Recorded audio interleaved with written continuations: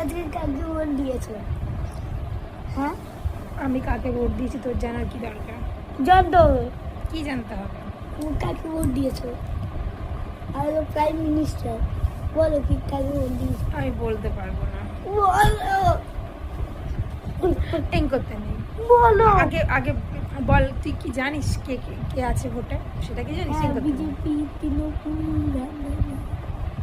ও মা, বলো। বিজেপি আর তৃণমূল, আরও আছে, সিপিএম আছে। আমি জবা ফুলকে ভোট দিয়েছি, জবা ফুল।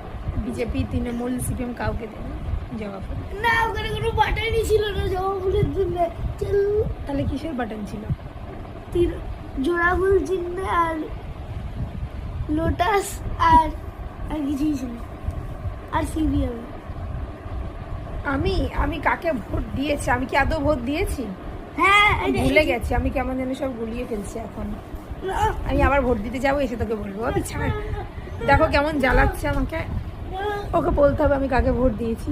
আমি কাউকেই বলি না, তোকে বলবো ভোট দিয়েছি কাকে। স্যার এখান থেকে কোথাকার কোন রামচন্দ্র এসেছে।